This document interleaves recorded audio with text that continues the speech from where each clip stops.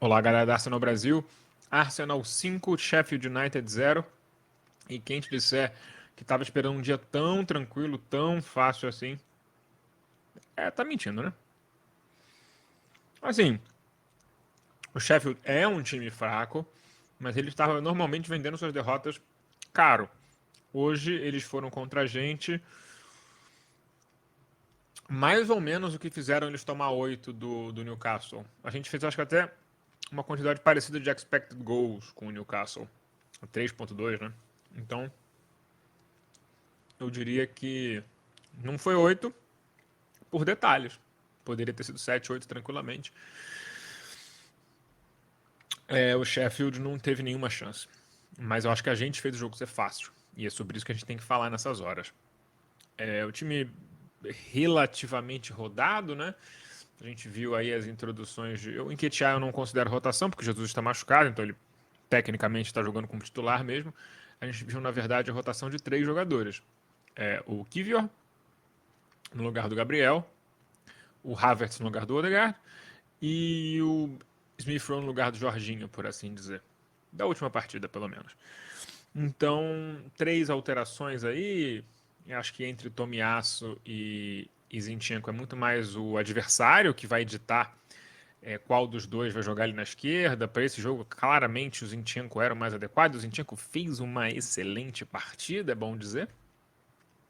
Então, viu, é possível que um lateral faça uma excelente partida no meio de semana e o seu colega de posição faça uma excelente partida no final de semana. E eles estão dividindo essa responsabilidade lateral esquerda com estilos diferentes, de uma forma muito legal. Eu estou gostando bastante da nossa profundidade de elenco ali, tá dando bem certo. E é bom lembrar que o Kivior, que jogou hoje de zagueiro, ainda é uma opção por ali. Então a gente está bem servido na posição. O Kivior que foi muito bem hoje. Pela primeira vez eu vi o Kivior fazer uma partida completa boa. Ele geralmente nos primeiros 10, 15 minutos ficava muito nervoso, hoje ele estava muito tranquilo, excelente nos passes. A estratégia do Sheffield, em grande parte, era deixar a bola com o Saliba. Eles não apertaram a gente, não pressionaram alto em nenhum momento. Foram super conservadores. E a estratégia era, vamos, bota a bola no pé do Saliba, e tudo que vier para frente disso aí a gente vai apertar. Então eles tentaram botar né, estão defendendo um bloco de 4-4-2, eles tentaram botar cada jogador um na frente do Rice e um na frente do Zinchenko e deixaram a bola com os nossos zagueiros, basicamente. E aí, como a gente tinha a opção de escolher qual zagueiro, a bola ficava com o Saliba porque ele é o jogador que tem melhor passe entre os nossos 3 defensores. A gente vai chegar nisso já já. O Ben White ainda se comporta mais como um defensor do que como um lateral que tem capacidades construtivas, digamos assim. E, e eu acho que isso é um ponto importante quando a gente começa a falar no futuro do elenco do Arsenal. Mas vamos chegar lá daqui a pouco. Assim, a partida foi. A gente começou devagar, né, não conseguiu. A gente, né, se impôs daquele nosso jeito bem tradicional e tudo mais. E aí, em algum momento, no primeiro tempo, ali para os 20 e poucos minutos, a gente começou a fazer uma coisa muito interessante que eu gostei bastante. O Rice, em especial, ele começou a comprimir o espaço. Ele, ele se projetou à frente para ficar, para fazer com que as linhas do Newcastle tentassem se tornar mais ou menos uma. Assim, ele tá tentando colapsar as linhas do Newcastle numa só. Porque tá todo mundo defendendo linha de, sei lá, 6 atrás, como acontece muito no futebol brasileiro, a gente vê bastante isso. Você não tá defendendo nada, né? Você não consegue defender o espaço direito. Então, o Rice e o Zinchenko foram muito hábeis em, através de alguns passes e através de algumas carregadas de bola, eles começaram a fazer o Sheffield ele recuar para um ponto além da onde é efetivo recuar, né? E aí, e aí os espaços começaram a aparecer, né? Os espaços começaram a aparecer, porque as linhas de passe começaram a abrir, e aí você consegue fazer corridas em diagonal e conseguir receber na frente, no ponto futuro e tal. Então, o jogo foi ditado muito pela habilidade na bola, seja carregando, seja passando, do Rice e do Zinchenko. E eu acho que foi a primeira vez que eu vi o Rice com coragem de passar com o pé direito, que é uma coisa que ele estava sendo muito conservador, e hoje ele largou o pé, fez muitos passes com o pé direito, abriu muito o jogo para o campo direito de ataque. que era uma coisa que ele não estava fazendo. E, e também, mesmo como o jogador mais recuado, ele se projetava bastante para fazer vantagens numéricas, né? Então, assim, a atuação do Rice e do Zinchenko nesse sentido é impecável, porque a cobertura dos dois foi impecável, o Sheffield não conseguia sair lá de trás. Toda hora alguém, se eles pegavam a bola, alguém conseguia recuperar a bola deles muito rápido. E nisso vale também um crédito para o Nketiah, que foi muito bem nessa função.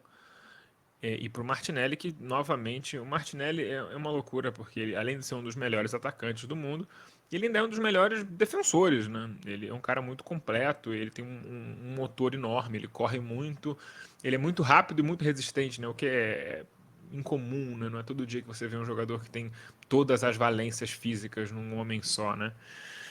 Então, dito todas essas questões assim mais basilares da nossa conversa aqui hoje, eu queria passar para os campinhos, os detalhes e tal, para a gente conversar um pouco mais de riqueza sobre a partida em si. Vamos lá. Esse aqui é o mapa de passes. Eu vou tentar explicar o que significa. Ih, tem que ser assim.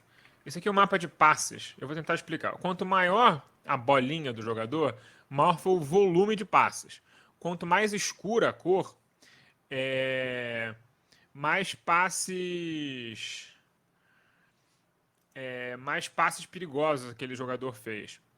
E quanto mais grossa a barrinha, mais passes os jogadores trocaram. Basicamente é isso. Então você vê que na posição média, isso aqui é a posição média de campo, o Saka era o nosso jogador mais adiantado. E quem estava ocupando o canto direito do campo era o Havertz, não era o Saka. Porque quem viu o jogo hoje viu que o Saka não jogou na ponta direita hoje.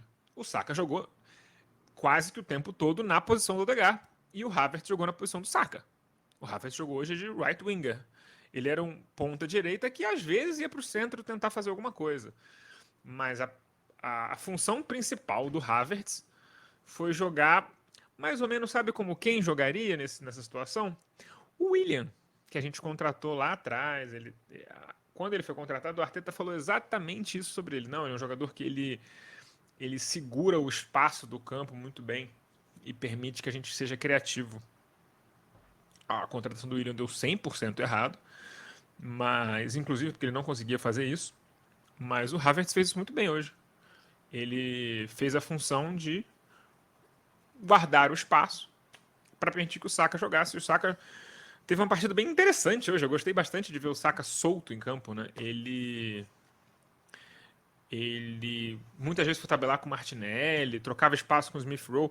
Inclusive teve um lance no primeiro tempo, quando estava 1-0 pra gente já, que o Saka não fez um gol claramente porque o Smith Rowe tá fora de ritmo de jogo. Porque se fosse um jogador ali que tivesse um pouco mais de ritmo, ele teria entendido que ele estava ocupando o espaço do Saka, teria saído da frente, teria deixado o Saka fazer o gol e não teria esbarrado no Saka com a bola. Eu não gostei da parte do Smith Rowe, mas achei bem qualquer nota, assim. Não gostei muito, não. Mas acho que ele, de todo mundo, foi o que pior executou esse esquema, né? Enfim. Mas o esquema mais fluido do Arsenal hoje acho que deu muitos frutos. O Newcastle não sabia onde procurar o Saka. E aí, isso foi uma sacada muito boa do Arteta. Porque é o seguinte, todos os times já vêm com a seguinte ideia. Não, a gente vai botar nosso ponta esquerda e o nosso lateral esquerdo em cima do Saka o tempo todo. E aí, quando vier o meia, né, no caso, normalmente é o Odegaard, ou vier a ultrapassagem do Ben White, a gente coloca mais um volante ali para fazer um 3 contra 2. No máximo, pior, um 3 contra 3, mas a gente geralmente não corre atrás de quem está fazendo o overlap, porque a bola raramente vai para ele e tudo mais. Então, sempre um 3 contra 2 tem sempre uma vantagem numérica. Aí, o que o Arteta fez? Bom, tá bom, você quer dobrar no Saka? Tá, dobra nele dentro do campo, no centro do campo. Por que ele queria fazer? Ele queria fazer com que o Sheffield usasse seus dois volantes para seguir o Saka, o que aconteceu em muitos momentos do jogo, e gerava os canais de passe para o Rice, para o Zinchenko, os canais para o próprio Nketiah de bola. O primeiro gol saiu assim.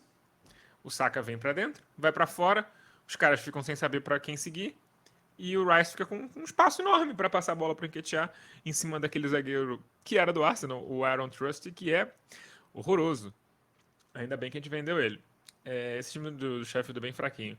Mas até porque eles ficaram, você vê, perdidos com uma movimentação tática bastante até simples. Mas eles se perderam muito em relação a isso. Então, para exemplificar o quanto que a bola ficou no pé do Saliba, a gente deixou a bola no pé do Saliba. Saliba foi o jogador que mais fez passes no jogo e fez mais passes para frente no jogo. Né? Progressive pass é um passe que quebra uma linha de defesa. Então o Saliba era muito hábil em encontrar o Rice e o Zinchenko entre a linha de ataque e de meio campo deles. Né? Ele fez isso muito bem em vários momentos. E teve algumas penduradas para frente que se tivessem entrado era gol. Né? O Martinelli foi muito importante na construção de jogo. Obviamente, o cara que fez mais expected goals no jogo foi o Nketiah. Ele fez 3 fucking gols. Sendo que 2 chances muito boas, né? A primeira chance ele finaliza bem de perto, a segunda também, né? É um bate-rebate dentro da área. Só a terceira que ele acertou um chute assim, grande chaca, né? Lá do meio da rua. O tipo de coisa que o jogador só faz quando tá com muita confiança, né? E ele tava com muita confiança hoje, fez uma grande partida em Nketiah. Tá de parabéns. Não tenho críticas a ele. E aí a gente teria que conversar sobre expected threat, que é um conceito um pouco mais difícil. Eu não vou falar sobre isso hoje, talvez eu faça um vídeo só sobre expected threat.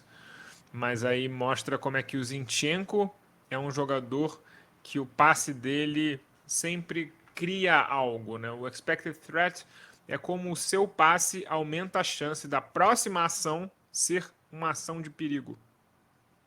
É um pouco complicado de entender, especialmente sem visualização. Mas basicamente o Zinchenko sempre achava alguém em boa posição. É isso. E aí quem mais recebeu bolas em boas posições no jogo foi o Havertz, que significa que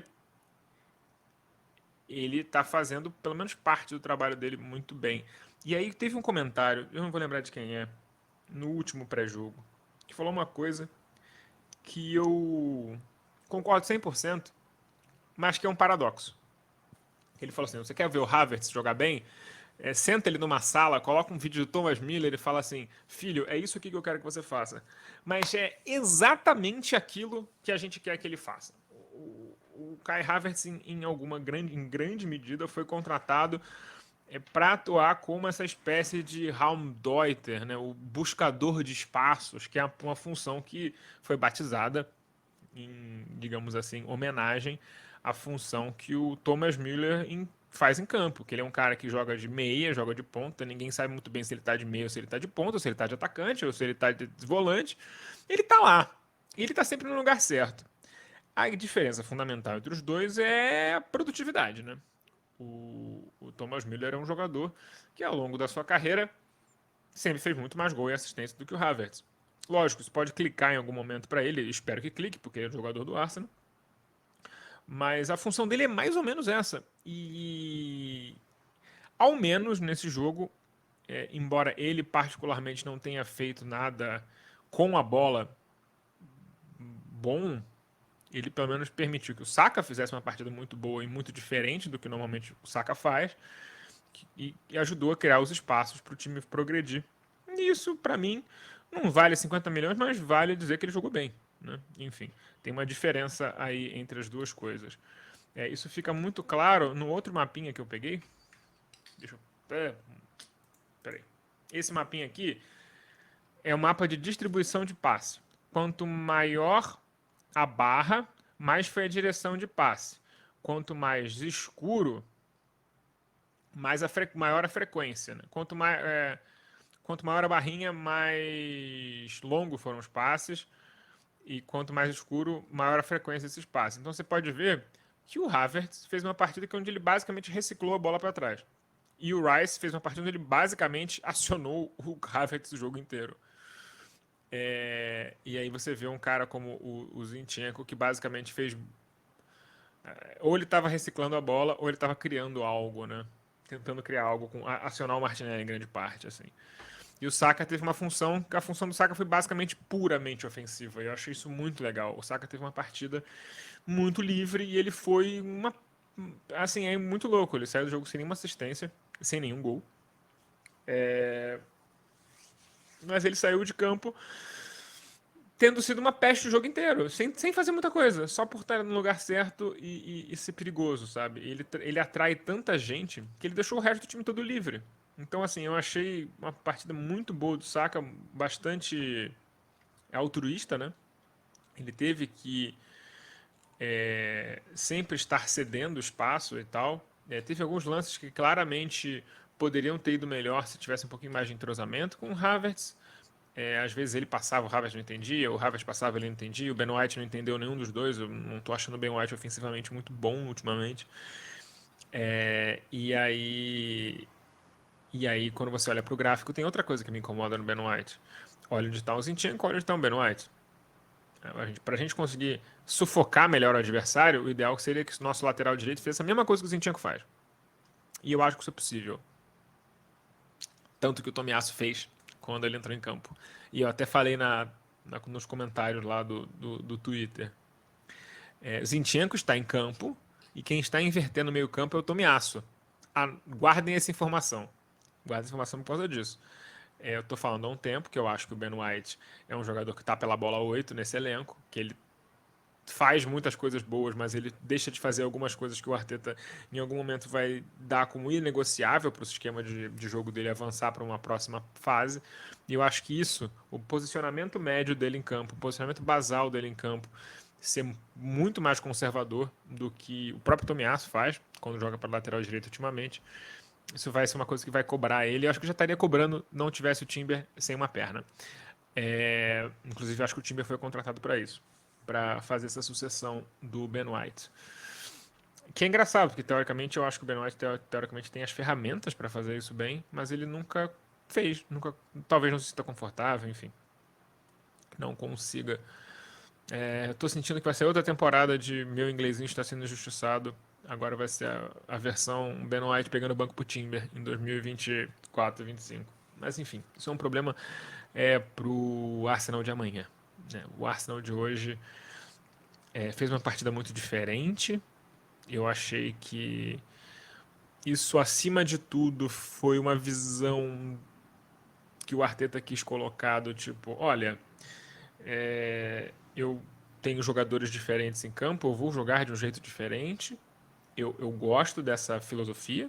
Eu gosto quando o técnico tenta fazer pequenas adaptações ao seu esquema para otimizar a utilização dos jogadores. Eu acho que os jogadores hoje foram muito otimizados, porque o Ed foi instruído para ficar como referência, prender zagueiros e que os outros quatro, né, espaços da frente tivessem muita liberdade para ser ocupados. O Martinelli apareceu muito por dentro, apareceu muito por fora. O Zinchenko ajudou ele bastante por fora desse jogo, o que é inclusive bem comum para o Zinchenko, mas você vê como é que o Rice é tão bom que o Zinchenko se sente confortável em muitos momentos deixar ele sozinho ali na proteção da bola perdida. Porque ele sabe que o Rice sozinho ainda é gente pra caramba, sabe? É muita gente. Então resolve todos os problemas. É impressionante como em poucos meses o Rice se tornou o nosso jogador mais fundamental. Não é o melhor, mas é o mais importante, talvez. Como é o Rodri para o Manchester City, né? Que o Manchester City não funciona sem o Rodri. Acho que hoje em dia também talvez não funcione sem o Rice. Esse tipo de jogador é muito incomum e é muito importante para o futebol que a gente quer jogar funcionar, né? Depois no segundo tempo a gente começou a trocar lentamente os jogadores e já ganhando por uma boa vantagem, a gente começou a trocar, descansamos o Saka, depois começamos a descansar o Martinelli e foi trocando, né? E aí entrou o Nelson, entrou o Tomiasso no lugar do Ben White, aí entrou o El Nene, e aí quando entrou o El Nene, eu falei, pô, virou testimônio isso, né? Virou hora da caridade. Mas o El Nene jogou direitinho também, enfim, não comprometeu nada, saiu do jogo com uma assistência.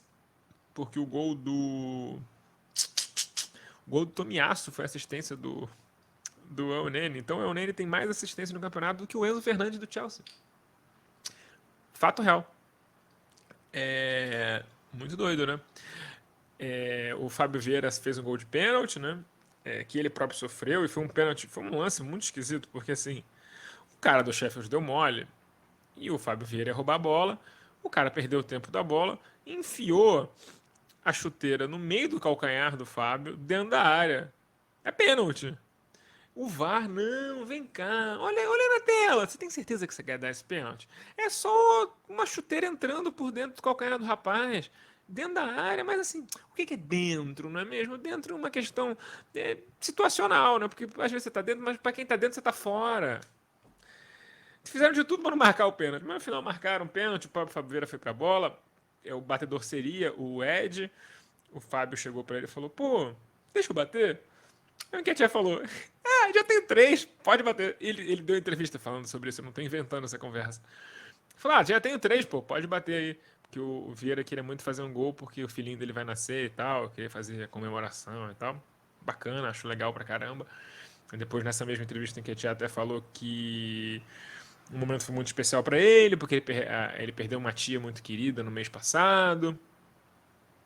É, Enfim, essas coisas são sempre um pouco complicadas. O Tomiasso dedicou o gol à mãe dele que morreu no passado. E aí você pensa e para, putz, quer dizer que naquela temporada que teve uma Copa do Mundo no meio, que foi super importante para o Japão, que ele tava cheio de lesão e tava tendo problemas físicos, assim, de ficar bem, né? Porque a gente forçou ele para voltar de uma lesão na outra temporada, ele não ficou bom. Ele estava lidando com o luto da perda da mãe.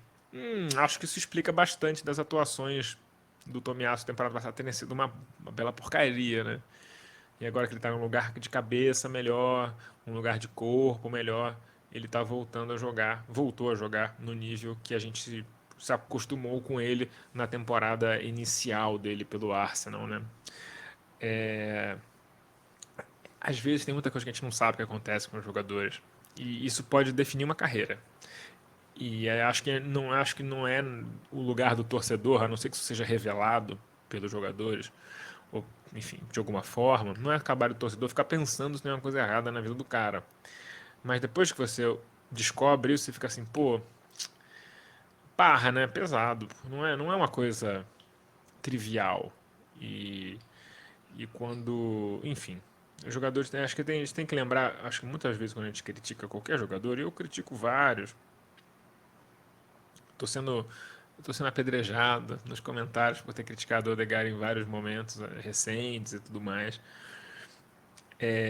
A gente nunca sabe o que está acontecendo com os jogadores, então eu sempre evito dizer que o jogador não tem vontade, que ele é vagabundo, que ele não é não sei o quê, porque isso raramente é verdade, especialmente no ambiente profissional que a gente vive no Arsenal atualmente, com a exigência atual. Eu acho que assim, o jogador provavelmente está tentando fazer o melhor dele. E às vezes o melhor dele não é o suficiente. Por exemplo, o próprio Nketiah, eu acho que o melhor dele é o suficiente pro Arsenal. Hoje foi o melhor jogo da vida dele. Se ele jogasse em todo jogo, eu acho que ele continua não sendo titular do Arsenal, sabe? Ele continua pegando banco pra Jesus pra sempre. Ele seria uma reserva útil e tal, mas ele veio também talvez a pior atuação dele contra o Sevilha. Você nunca, ele é uma caixa de chocolate, né? Você nunca sabe o que vai pegar. É uma caixa de bombom garoto. Pode vir um Caribe. Tem gente que gosta de Caribe. Eu não gosto do Caribe. Então, assim, eu acho que tô feliz pelo Nketiah, feliz pelo hat-trick dele. Foi ótimo, jogou muito bem. Fez um gol de centroavante no primeiro lance, ele girou muito bem em cima do Trust. Dane-se que o cara é ruim, bicho. Tem que driblar o cara. Quanto zagueiro ruim o Nketiah já não driblou, já deixou de driblar no passado, né? Então ele fez muito bem, ele tá de parabéns, não vou ficar criticando. Não faz o menor sentido falar mal de uma coisa que deu certo. Ele estava esperto, estava ligado, estava afim e jogou muito bem, tá de parabéns. Acho que de todo mundo que jogou, acho que o único que eu faria alguma ressalva hoje é o Smith Rowe. A partida dele. A típica partida de um jogador que quer fazer muito, quer mostrar muito serviço e acaba atrapalhando os colegas e se atrapalhando em vários momentos. O Trossard fez isso um pouco quando entrou. Teve um lance que ele fez uma tabela com o Havertz. O Havertz se projetou no espaço na esquerda, E não tinha ninguém, era um latifúndio pro Havertz correr. O Havertz correu certo, o Trossard olhou para ele e falou: Não, eu vou pegar a bola, eu vou carregar essa bola o campo inteiro na diagonal pro outro lado para tentar para dar um passe de 3 metros pro Saka. Que não vai dar em nada, porque eu vou nesse corredor todo que eu vou fazer, eu vou chamar toda a marcação. Então acho que o Trossard também teve um pouco essa afobação de mostrar serviço. Deve ter sido um pouco intimidante para ele. Um cara que é super competitivo, joga na Bélgica, está disputando para ser titular na Euro na Bélgica, pela Bélgica, né? Parece que o ataque deve ser Lukaku, Trossard e Doku. Ele quer manter esse espaço e aí pegar banco para o Nketiah, para o Martinelli. Foram os dois melhores em campo hoje. Ele deve ter ficado pensando, pô, com Jesus machucado eu vou continuar tomando banco? Pô, será que isso me prejudica? Como é que vai ficar isso? Porque ele acaba pegando essa fama de super reserva, né? O problema de ser super reserva é que vão pensar duas vezes antes de colocar de titular, pensando assim, pô, mas ele vindo do banco é tão bom, né? Então, enfim, o Trossard é um cara que deve jogar no meio de semana. No meio de semana eu não vou fazer pré-jogo, é Copa da Liga, dane-se a Copa da Liga. Se você acha a Copa da Liga importante, todo o poder para você. Eu não acho. Se eu torcesse para o time brasileiro, eu não comemoraria campeonato estadual. A Copa da Liga é menos importante que o estadual, porque o estadual tem uma importância histórica, da rivalidade local, tem uma série de importâncias afetivas.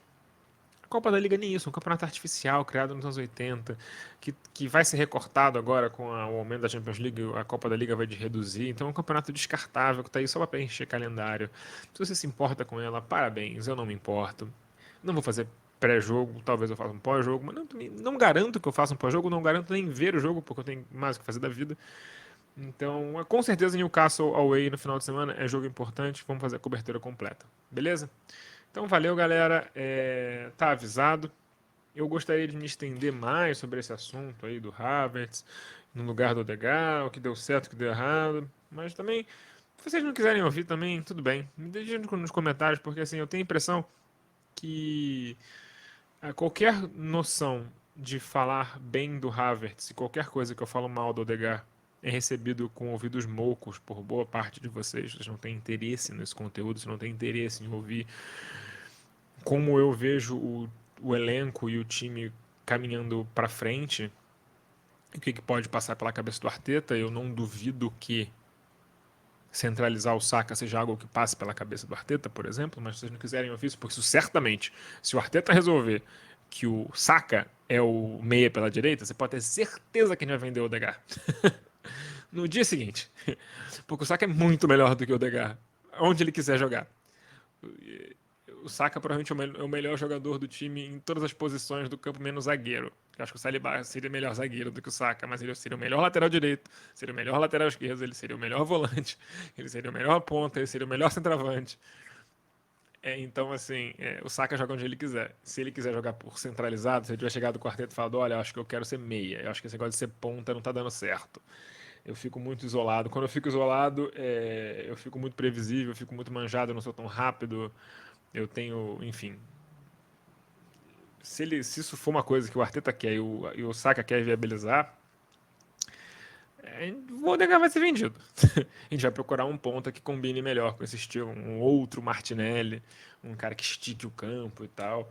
E o Saka vai ser o meio pela direita e acabou. Então, assim, isso é uma questão que eu não acho impossível. Eu diria até que eu acho possível que isso se materialize na próxima temporada, talvez. Então, fica aí a ideia para vocês pensarem. Valeu, galera.